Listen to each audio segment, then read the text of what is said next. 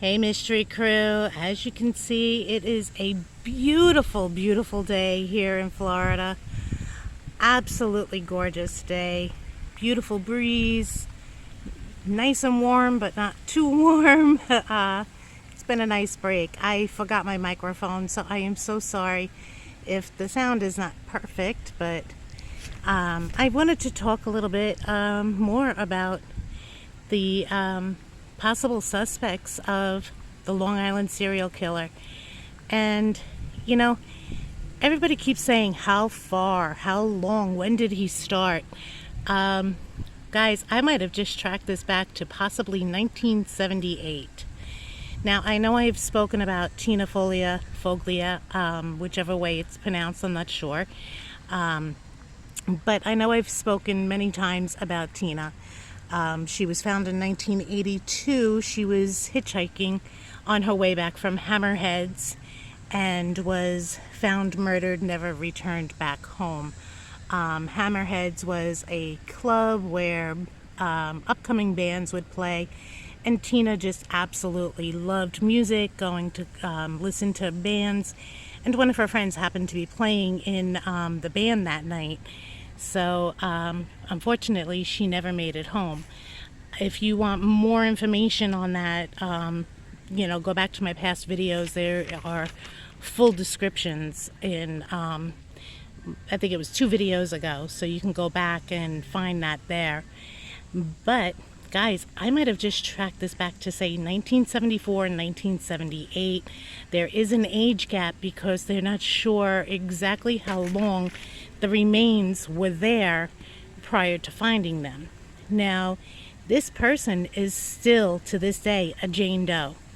She's never been identified, and she's been determined to be between the age of 15 or 35 when she was found. But if you're from Long Island, you might have heard of Heckshire State Park. And Heckshire State, if you're going west on Sunrise Highway, is right after Oakdale. So you'd pass Oakdale, and then Heckshire State would be right there on the right-hand side.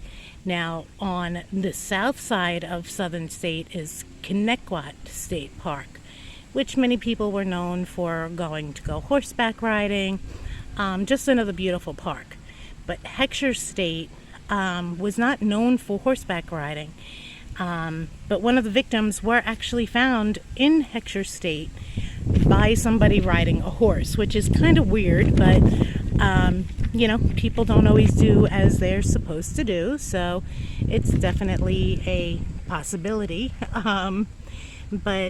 Anyway, this happened between 1974 and 1978. So if it happened in 1978, Rex Heuermann would have been 14 years old. If it happened, say 1974, he would have been between 10 and 11. Now, is it unheard of? Is it not possible? Well, guys, it's only a 15-minute train ride possibly from Massapequa Park. And, things were a lot different back in the 80s. Kids stayed home. They went out. They did, whatever they wanted to do, as long as they were home when the street lights came on. So it's definitely a possibility. So this happened on a place that's actually, they call it East Beach, but it was said to have been shut down a decade prior to finding the remains of this woman.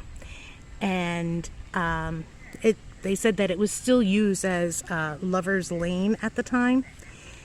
But in 1978, the spring, a woman's body, human skull, was at the top of a hole in the sand by East Beach near a deserted pavilion at Heckshire State Park. A brown leather belt wrapped around the neck. Now, guys, does a brown leather neck belt sound familiar? Has it been used before? Has it been found before?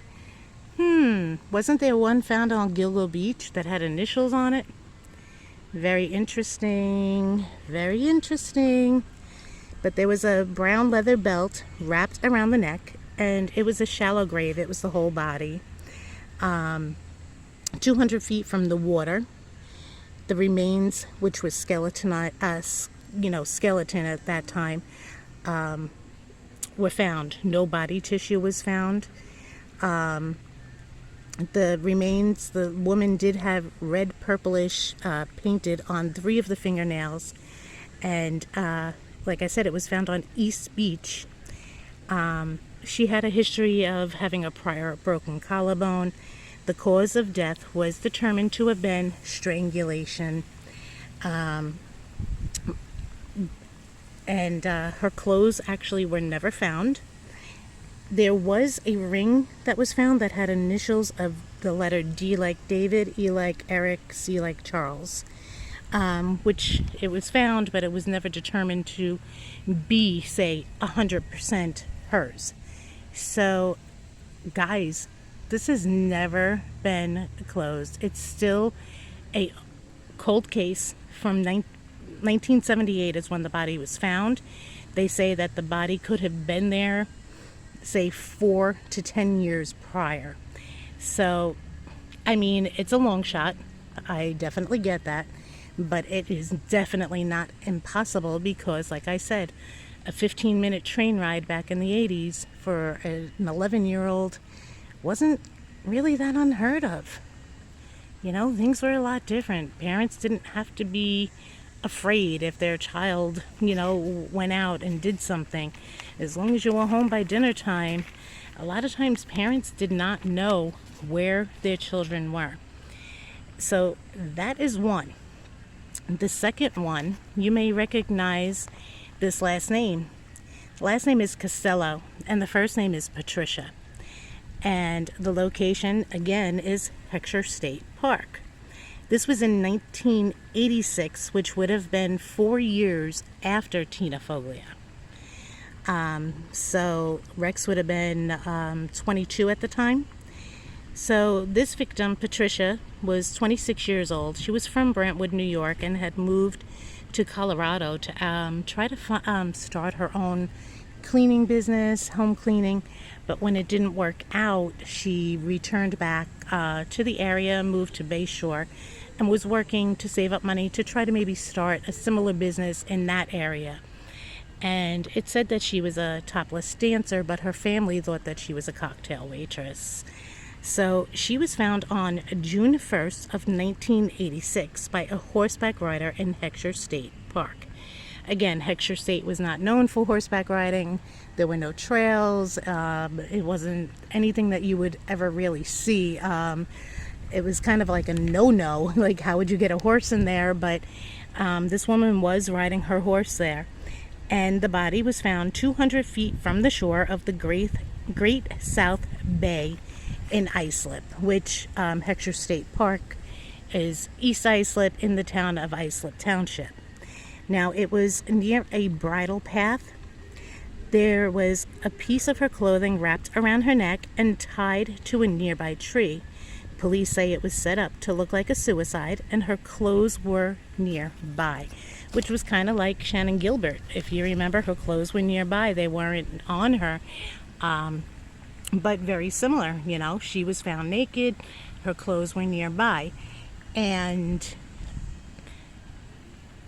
if you remember the last name, Costello, Amber Costello, one of the Gilgo Four.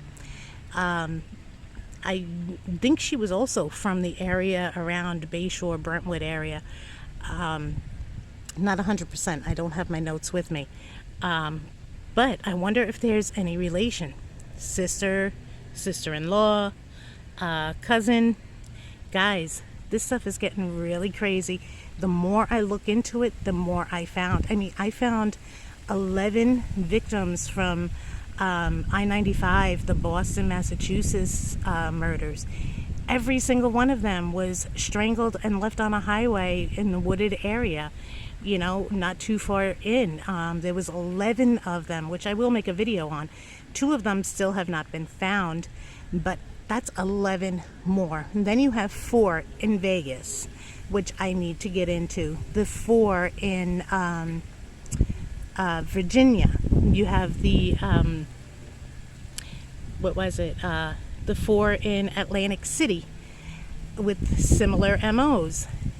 So, this could be going on for a lot longer than we thought. I mean, 1978,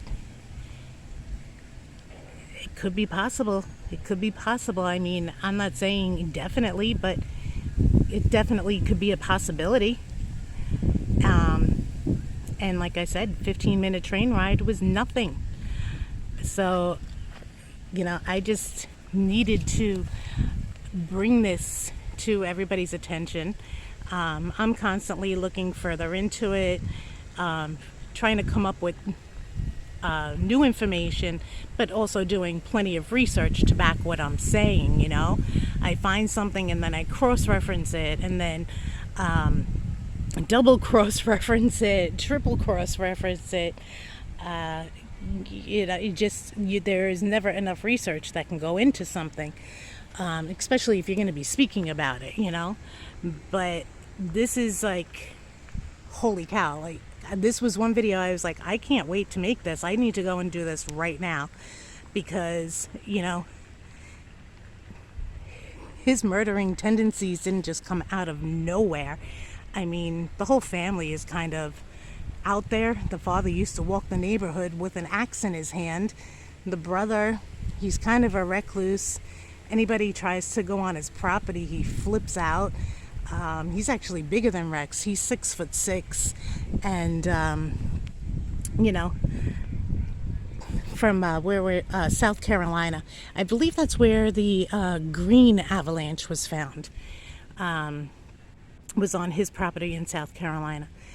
But yeah, guys, this is freaking huge, and I had to bring it to you. And as I find out more, of course, my research is not going to stop. It's not over. I will definitely bring you more information.